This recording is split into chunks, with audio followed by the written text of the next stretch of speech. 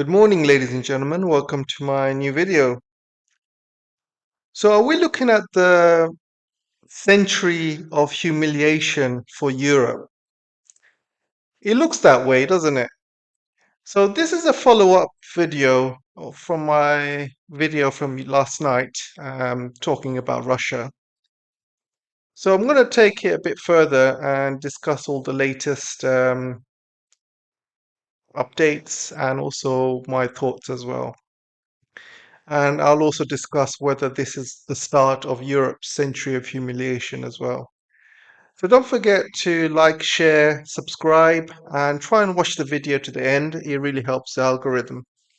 And don't forget, guys, join my Telegram and my Twitter because I'm quite active in those. I've given you all the links in the description. I've opened a group so you can have a conversation and chat in there as well. So make sure you add me in there. Anyway, back to the show. So where did we leave things yesterday? So you had Zelensky and his seven deadly dwarfs going there to meet Trump. And it was an absolute clown show, guys. Absolute clown show. You had all of these subservient European leaders. All of them were sucking up to Trump. All of them were literally got their tongues hanging out, barking like little chihuahuas. And they were talking a lot of nonsense as well. It didn't make any sense. You had Starmer talking a lot of nonsense. You had Giorgio Meloni kept rolling her eyes every time any of them were talking. None of them had, none of them are real leaders, by the way. All of them seem to be a bunch of puppets. None of them have any sorts of leadership qualities whatsoever. You have von der Leyen basically talking about returning Ukrainian kids when there's 50 to 100,000 kids in Palestine dying. She doesn't care about them. Suddenly she cares about all these Ukrainian kids. And again, it just shows the double standards, when they speak. Oh, she suddenly cares for Ukrainian kids. She wants Russia to, return Ukrainian kids. Let me remind you guys, Russia took these kids from a war zone. These kids were in a dangerous position in a war zone, so Russia had to remove them. Otherwise, you know, there's a danger of them dying or getting injured. So Russia did what it had to do. But what is Israel doing? Is Israel doing the same thing? Is Israel removing kids before bombing their houses or bombing them? No, Israel is literally killing them daily. I mean, you just have to look at X to see what's happening. It's absolutely horrendous, guys. And then you have von der Leyen saying, "Oh, she wants Russia to release the Ukrainian kids. We care about kids so much. Really, you care about kids so much, do you?" I mean, absolute ridiculous. It just shows the hypocrisy. You know, this this is why nobody has any sympathy for these European leaders. Nobody. When BS comes out of their mouths like that, everyone just you can just sit there and roll your eyes, thinking, "Oh God, another one, another BS coming out of her mouth," and the rest of them. It's just hypocritical, guys. It makes me so angry when I hear these kind of hypocritical words. Anyway, the reason she said that is because Trump's wife Melania, she sent a letter to Putin, and she said that she said the same thing. She wants Russian, Russians to release Ukrainian kids or something like that. It's very possible that this letter was not written by Melania, by the way. It's very possible it was written by the Israeli PR team or something, and they all he did at the end was sign the dotted paper. So anyway, this meeting came to nothing. Nothing was agreed. No ceasefire. Then Trump did a taco against. Yes, a couple of days ago, Trump was saying, "Oh, I'm gonna do a ceasefire. I'm gonna do a ceasefire." And now he's like, "Oh, there's not going to be a ceasefire. We want a full peaceful solution." It's not going to be a full peaceful solution, guys. I mean, you can see from the words and the body language from Zelensky words and the body language from the rest of the Europeans. They don't want no peace. No, they do not want no peace. All they want is America to carry on supplying money and weapons. That's all they want. And they don't want peace because for Europe, they see Russia as a threat. Every single bloc or every single country, they all have different interests. So, for example, America or USA sees China as a threat. China is a threat to their economy because China's economy is much better. The manufacturing is better. They have more exports. They have less debt. They're spending all their money on infrastructure. They are leading in so many technologies better than United States. They're leading in so many areas. So America and United States sees China as a threat because of that. For Europe, they see Russia as a threat because all these years the Europeans have been conditioned Russia bad, Russia evil, and I think what they're scared of is Russia becoming Soviet Union Part 2, which is not going to happen, guys, because Putin does not want that. And everybody else can see that that's not what's happening here.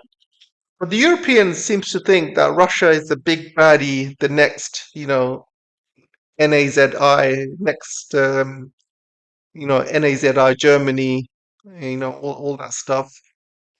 So for the Europeans, their number one threat is Russia. It's not China. It's not any other countries. It's Russia. So this is why they're all bending over backwards, kissing Trump's ass to basically get him to carry on providing weapons, providing support, providing money, all of that stuff. This is why you see all of these Europeans. They're all literally like little chihuahuas, asking for the next treat from Trump. And it really is the next century of humiliation. But and I will get to that in a bit. But it's just watching them squirm in front of Trump. It really is cringy. It's very cringy. It's really bad. It doesn't give anybody any confidence that these people represent the leadership of European countries, and Europe is supposed to be one of the biggest blocs, right? Competing with America and China. So what's happened to Europe? I mean, it's really is mind-boggling to see how bad Europe has gone.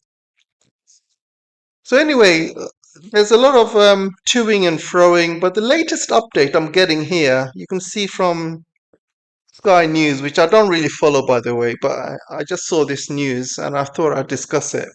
So he says White House brushes off Trump's shift on next stage of peace process and says US air support is an option. So there's a couple of things that were discussed at the end of that meeting, and this was one of them. They said they're going to do some sort of no-fly zone, air support, and they also put the idea of having British, German, French troops as well in Ukraine as peacekeepers. And they also, well, one of the things that probably got Trump's attention is that Zelensky came with a proposal, said that he is willing to buy 100 billion worth of goods or weapons from America. These can be HIMARS and Patriot missiles and things like that. So Zelensky said he will buy them, but the Europeans will pay for them. So there's a meme going around on X basically saying Europeans don't have the money to buy 100 billion worth of weapons. Americans don't have the capacity to build 100 billion worth of weapons. And Ukrainians don't have enough people to fire these weapons. So this meme is basically going around X, which is true. The Europeans don't have the money. Um, the White House or the Pentagon doesn't have the resources available to make the weapons because, first of all, China's still blocking the rare earths, and they don't really have much of a manufacturing sector, so everything's very slow. And Israel's pretty much used up all of their Patriot missiles and things like that. So they really have nothing left, United States. and Ukrainians don't have the manpower anymore. I mean, they've lost literally 1 million, or it could be even 2 million if you add all the people that have died, all the people that are injured. When I say injured, I'm talking about, if your legs are blown off, you cannot go back into battle. You're basically disabled for life. People that have got, lots of mental issues, they'll be out of service as well. Plus, lots of them are in prisons in Russia, and there's a big lot of them who have gone AWOL, who have run away and gone missing. So they've probably lost around million or 2 million, you can say. And yes, things are not looking good for Ukraine. I mean, every day you look at the map and you see Russia take a bit of the map, and it looks like Ukraine's just about to collapse, really, because there's going to come a time when Ukraine cannot pay for these army guys anymore, because they're going to be so broke. And once you stop paying your army and your military and stuff like that, then that's when you're going to see mass desertions everywhere, and it's very close. And I think there's going to be a huge um, summer push by Russia, during these peace process talks. So I think Russia will try and get as much land as they can while all this is going on, and I think Ukraine is very close to collapsing. So I discussed this yesterday. I think, Putin is in a very strong position. I don't think he should capitulate, because history has shown that if you're a winner in a war, you basically set your terms. There's no discussions. There's no need to talk to Zelensky. There's no need to talk to EU. There's no need to talk to Trump. If you're the winner, you set the rules. You set the conditions, because you are the winner. This is exactly what United States did to Japan. This is exactly what they did to Germany, and because of that, you've seen Japan and Germany become America's biggest vassal states. For a long time, ever since the Second World War, these two countries have been number one and number two vassal states.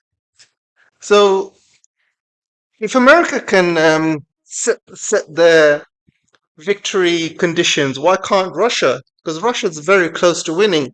And anybody can see that. Even Americans are seeing that. And this is why the Americans and Trump are basically rushing to get a peace deal, because they want to come out of this as the good guys. They want to come out of this pretending this was none of their fault. This was all Ukraine's fault, that they started a war with Russia, when it was clearly Americans' fault. They're the ones that push for regime change in Maidan. You had Victoria Nuland, putting Zelensky in charge, and America's been, supplying weapons to Ukraine, training their training their people, telling Ukraine to ignore the Minsk one and two agreements. So it's all America's fault, guys. Don't tell anyone different. So I think what America wants is they want to come out this as good guys, and they want to look at history. So in 10 years' time, 20 years' time, they don't want anyone to blame America for this war, and they don't want people to say America lost this war as well. Because America's been losing a lot of wars over the recent history. They've lost Vietnam. You can probably say that they lost the Iraq war. They had to run away from that. They lost the Afghanistan war. They've lost a lot of major wars throughout history. Obviously, they lost the Korean War as well. So these are major wars that America had lost. Um, so they don't want to put another loss, which is really gonna put a spanner in America's reputation, which they don't want. So let's go back to America's vassal, the Europeans. Their century of humiliation that's happening. It all started with von der Leyen basically capitulating with the trade deal. She gave America everything that they want and more. There was no negotiation. She just signed the dotted line saying, you know what, you guys take what you want. And I think the reason she did that is because Europe knows they are vassals and they need America's help when it comes to Ukraine. So Trump must have said something to her in the very similar to, if you do not agree to my demands in this trade deal, then I'm going to pull out of Ukraine. And von der Leyen was like, "Oh no, no, please don't do that. Please don't do that. You will give you everything that you want and more." And this is why she agreed to everything. She agreed to spending 600 billion into America's economy, which I don't think they've got the money, by the way. I think this is all kind of, Trump likes to do that. He likes to go to these countries and get these extraordinary amounts of money from these countries. Like he went to the Middle East and he said he got 1 trillion worth of investments from Saudi Arabia, from Qatar, from UAE. But none of that's going to go to America. First of all, these Middle Eastern countries, especially Saudi Arabia, they're not doing well economically, right? Saudi Arabia is very close to collapse. They are having a huge deficit at the moment. The oil prices are very low. I think today I checked it was around $61 per barrel. So Saudi Arabia's not been making enough money, and they're spending a lot of money on their infrastructure project NEOM. I think they've already spent over 1 trillion. So they are under a deficit. Plus, they spent like 10 years having a war with Yemen as well, which really drained their money. So Saudi Arabia's got no money. UAE is still fairly small. It doesn't really make that much money as well. Um, and Qatar again, Qatar doesn't really have a big economy. So all this money that the Arabs basically promised to Trump, I don't think that's going to happen. Same way with Europe, I don't think they've got the money to kind of invest in United States. And they will, however, buy a lot of weapons. They will buy a lot of oil and gas from United States, LNG especially. So that's going to happen regardless. So this century of humiliation for Europe, I think they are absolutely gone, guys. I don't think they will ever come back from this. First of all, they got no natural resources. They've got no oil or gas. I mean, the only country that has it is Norway, and even that is only a finite amount. It's not going to last forever. Britain used to have a lot of oil and gas in the North Sea, but again, that's running out. I saw some figures from last year that oil and gas revenues from the North Sea to Britain has gone down by 70%, yeah, compared to 5 years ago. So it's getting harder and harder to extract oil and gas from the North Sea, and eventually that's going to go down to zero.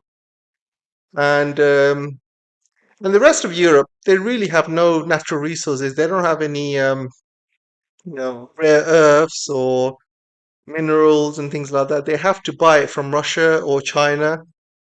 And they've got no manufacturing, like Germany is being deindustrialized, UK has been deindustrialized, rest of Europe has been deindustrialized. Everything's moving to Asia, like in China and all its surrounding countries like Vietnam. A lot of new factories are popping up in Laos, Cambodia, and things like that. So Asia is going to be the next big thing. Europe is finished. No more cheap gas or oil from Russia, you know, and I think Europe is going to be under a huge amount of debt because of this war with Ukraine, and I think Europe's going to collapse, guys. And I give them maybe 5, 10 years. I don't think they can handle more of this. Europe is under a huge amount of debt. They can't make the money. They are spending beyond their means, and I think they know they are at the end game now. I think they're all going to be finished. And one by one, these countries are going to start moving away from EU. I think maybe Hungary is going to go out. You might see France going out. You might see Germany going out. They're going to start doing their own deals with China and with Russia. And I think Europe is finished completely. Europe was an experiment, you know, it's a way for United States to control Europe. So they decided to create this European Union thing, make them all vassals, and it's going to be a failed experiment because the only purpose for Europe was America to extract, you know, money and wealth and resources, and like a parasite, extract it till they completely die. And this was going to happen. I think Europe, it's on its last legs. I don't think it really has much more longer to go, and it can never recover. You can never ever recover. And I think it's finished. We're seeing the last days of Europe. So where do we go from here? First of all, I don't think this war or this SMO will finish. There's still lots of unresolved issues going on. For Russia, first of all, the SMO is still going on, so they obviously want to denazify the rest of Ukraine. They want to demilitarize the rest of Ukraine. They want to make sure Ukraine never joins NATO, and they want somebody in place who's going to be friendly towards Russia. You know, they don't want Zelensky in power. And from the Europeans, obviously, Russia wants these sanctions to be released.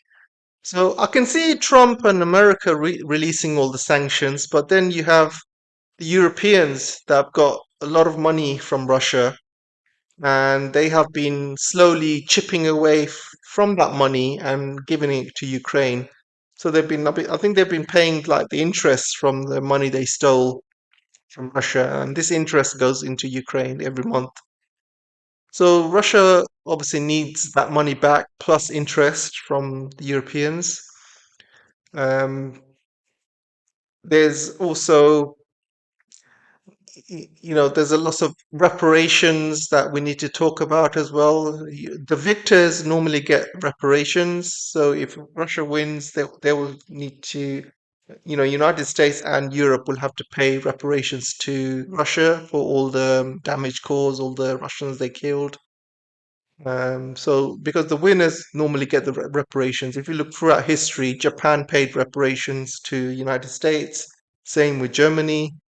So that needs to be done. There's also the land issue, how much land Russia's going to take, and those land will have to be recognized by every single country, including United States, Europe, Ukraine. So there's still a lot of issues still need to be ironed out. And I don't think it's going to be that easy. Trump famously said it's going to take him 24 hours, which was BS, guys. You know, Trump is always talking nonsense. And yeah, so I don't think it's going to end this war. I think this is going to carry on.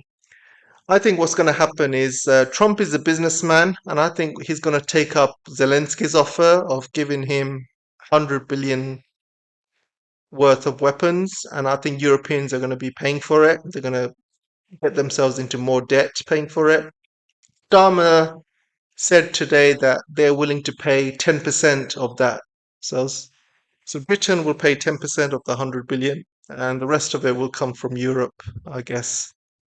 So I think Trump, because he's a businessman and he wants to make money, I think he will probably do that. Um, that's only a guess, by the way. And because I don't think, you know, Zelensky or Europe will agree to any sort of end to the war until it's reached its conclusion. And I think the only way this war will end is if Putin reaches his conclusion and he finishes the job. And I think that's the only way it will end because otherwise you're going to see lots of Europeans and Zelensky doing a lot of talking and not enough action, like you've seen yesterday and today as well. Anyway, let me know what you guys think, and I'd love to hear your thoughts. And we'll see you in the comment section. Don't forget to join my Telegram and my X as well. Thanks, guys, and I'll see you soon.